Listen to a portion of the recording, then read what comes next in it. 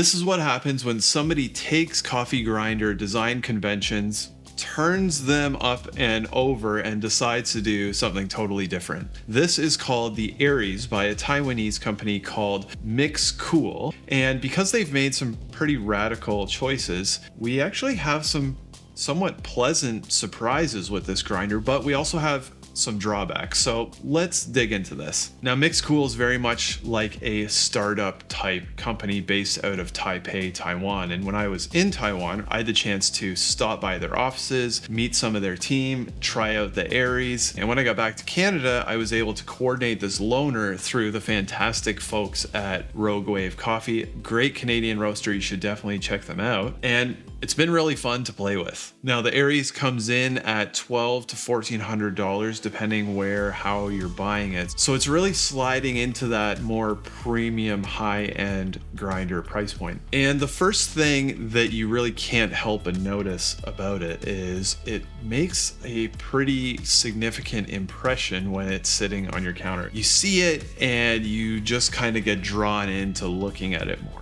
The body here is made of plastic, but it really does feel quite sturdy, and anything that you are touching a lot is made of metal, including the base, the dosing cup right here, the adjustment mechanism right here. The one thing I don't really love is this hopper up here. It reminds me of the fellow Opus hopper actually, but it's not a huge deal breaker either. It's just kind of meh. So we're going to get into some of the quirks and downsides of using it, but basically what happens is you weigh out a serving of coffee, you put it in here, there's a rubber kind of agitator that will spin the beans around to get them down through these two holes into the body of the grinder. You adjust your grind setting right here. Now this is pretty cool. You have a lock button right here on the side that will, when you press it, will allow you to make an adjustment. And then when you're done making your adjustment, you release the lock and that prevents it from moving around. Now it is a stepped grinder, although it feels stepless when you're moving it. When you release that lock, if you release it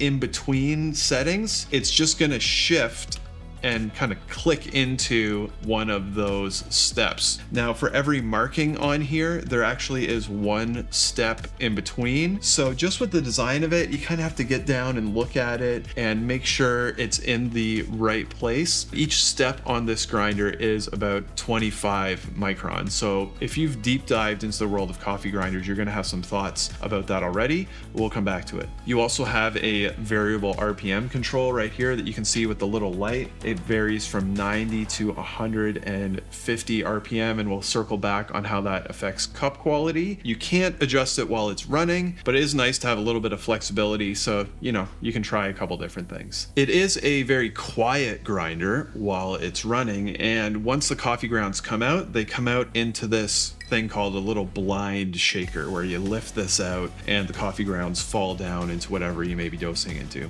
And it also has a little knocker right here on the side that will knock out any residual coffee grounds that get stuck in there. Now, once you're beyond all of that, this is where things start to get pretty different. Almost every premium coffee grinder at this price point will use a set of what's called flat burrs. They're these disc shaped, they look like little donuts with cutting blades on them. And this one uses a huge conical burr. Now this is an 83 millimeter conical burr. It's actually the largest commercially available conical burr that you can buy. And to use this is a very kind of against the grain decision with some surprising impacts on the cup. There are almost no other grinders that use this burr set. Some of the most popular ones are the Weber HG1 and 2 and the Key, and you might have noticed this also has some similarities to the Weber blind shaker, which I found kind of interesting, but it actually is a different burr. The Weber grinders use the Mazzer 83 millimeter conical burr, and this is a slightly different burr. Mx Cool doesn't disclose who has manufactured this burr, but it is a 12-point burr compared to the 10-point of the Mazzer. It is titanium coated, which is nice, and I think some differences in the taste profile as well. And once you move beyond the burr and the shaker, that's where the similarities to the Weber and a lot of other grinders really starts to differ. You see, on most grinders, this would be the burr that is turning around inside the grinder to grind up the coffee. And in this one, it actually is just locked in place, and it's the outer burr that is turning to grind the coffee. And this is very different. Again, there's only a couple grinders that do this. The Brazza Sette is one of them, and there's a couple other hand grinders as well. In theory, this makes for better alignment, but on this type of grinder is a little bit hard to test, so it's hard to say for sure, but in theory it helps. Also, you may have missed this because of how easy it was, but this is probably the fastest grinder that I've ever been able to remove the burr on. You just slide the burr up in there, twist and lock, and it is locked into place. One other nice part about that is when you do that, it's going to be in the exact same spot, and you don't actually even lose your grind setting, which is pretty crazy. Now, how does it taste? We're gonna get there, but I did want to raise a handful of concerns with the Aries first. Let's start with these burrs. Again, super easy to clean. It comes out in about 2 seconds, but this burr up in here, it's a little trickier to get the brush up in there and make sure it's properly cleaned out. You can take the hopper off to kind of get a better view in there, but it is a little tricky. Also, as I mentioned, no easy way to check the alignment or adjust it if needed. Again, that's pretty common with this type of burr set, but just a note. Also, in terms of workflow, we got a couple things. This blind shaker, conceptually, I love this. You've got this clean, nothing's getting out, it's all contained in there, and then it pops off and you just lift this up and all the beans fall through the bottom and into either your portafilter or your pour over dripper. In practice, I am not loving this implementation of it. This part in here is not seated very strongly, so if you knock it or whatever, it's gonna tip out and spill some beans potentially out of the bottom. Very annoying. If you're careful, you can kind of work around it, but it just seems like that could be very easily solved if this lip right here was just a little bit longer. Beyond that though, I just don't love dosing into a portafilter with this. It leaves a big rim when you pull it up and you're dosing into there, and you feel like you got to do it very gingerly to avoid spilling. So there's just a couple things with this that I wish Mx Cool would either refine this design or offer a couple alternates in case you want to use something a little bit different. Also, the base, because it's got these grooves around in here, tends to collect a little bit of mess that's a little bit tricky to clean. And because this is a low RPM grinder, which I think is actually favorable in the cup, anytime you have that, it's going to be a little bit more susceptible to stalling, particularly with lighter roasts. Now, I didn't have this problem all the time, but just occasionally with an extremely light roast, the grinder would stall and I would need to restart it in order to actually get it to start grinding. So that's a little annoying. Now, you can avoid stalling a little bit more if you do what's called a hot start, and that's starting the grinder before you put the beans in. The problem with that is with the way the hopper is, the way the burrs are, popcorning is a bit of an issue here. So if you have your grinder running, you dump your beans and you feel like you're trying to get the lid on as quickly as possible before the coffee beans just start popping out of there. Now, I did pass all of that feedback on to Mx Cool, and it seemed like almost all of it was on their radar already. So I get the sense that those are some things that they're going to be working on, but also if you're buying a version 1 of this grinder, that's probably going to be some of the things that you need to accept as a compromise, which you may or may not want at this price point. Now, retention is actually really good in my experience, as long as you're using RDT, which is a little spritz of water on your beans to control some of the static that can get created as they're being ground. Now, there are a lot of benefits to RDT, even extending into taste profiling, but it is an extra step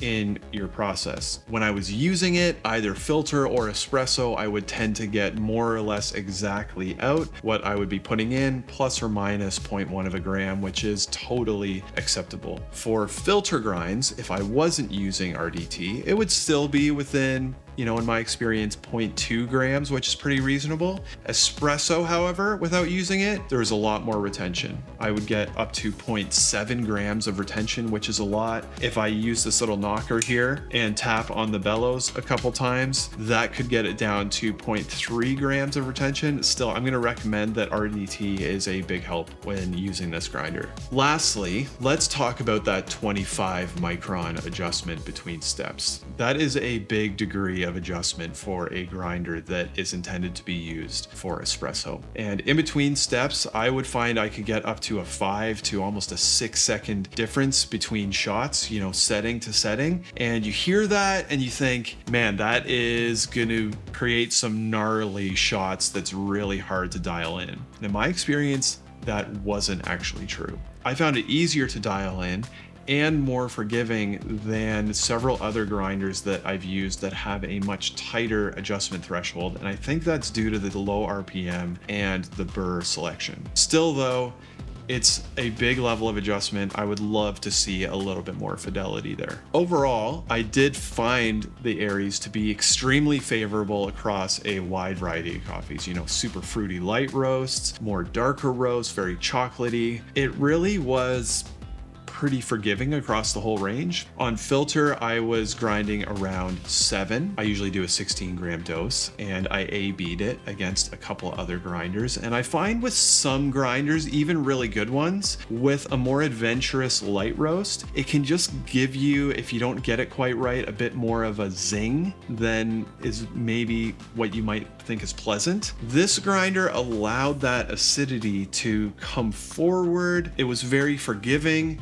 very open, still a good degree of clarity, not really that huge, complex, big body, a little muddy that you might expect from a conical burr. I did much prefer on filter the taste profile at the lower RPM range, 90 RPM. Once I started to get up into that 150 RPM range, I did find a little bit of that astringency, that kind of bitterness started creeping into the taste profile a little bit. So for filter, generally, I would recommend you stick on the low end of the RPM range. Now on espresso, I think we should make one right now. So I'm gonna use the setting that I had dialed in earlier. Gonna give it a spritz of RDT. And you can see right there, it's got an auto stop, which works very well. No popcorning on that, which was great. What I did find on espresso, which was very interesting, is the RPM differences did have an impact on the cup, but it wasn't like necessarily a better or worse type thing. On the low RPM, I did get a little bit more clarity, a little bit more of that acidity stepping forward in a pretty defined way, not an unpleasant way at all. But on the higher RPM, the acidity was still present, but it was accompanied with this very round, almost milk chocolatey, velvety mouthfeel that was a little bit sweeter, maybe a little bit less defined, but still very pleasant. So I think it really depends what you're going for there. Depending on what coffee you're using, you might want to mess around with the RPM settings. And I did find it very fun to play around and experiment with the different profiles that you could get across the range. All right, so I'm at about right midway between the 1 and the 2 settings. Let's see how it pulls. All right, so that shot ran about 32 seconds, maybe a hair longer than I would normally try and get, but it's a really good shot. This is one of the coffees I got from Rogue Wave that they sent along with this, and again, it's got that milk chocolatey mouthfeel, very smooth, very sweet. Very good cup. And that was kind of my experience with the Aries. Is it's got some drawbacks, it's got some quirks with the workflow, it's got the adjustment mechanism, which definitely has some pluses and minuses. Maybe I would love a little bit more fidelity there, but the lock to prevent it from drifting, the ease of cleaning it out, the burr choice I think is great. It's a great cup, very forgiving, easy to use, looks fantastic. So I think we got a lot of good ththings going for it, but also some room for improvement. But I want to know what your thoughts on the Aries are. Given all the trade-offs that I pointed out, every grinder is going to have some compromises along the way. Are those deal breakers for you or no? What matters to you in the workflow and the cup? Let me know in the comments. I hope your next cup of coffee is fantastic, and we'll see you next time.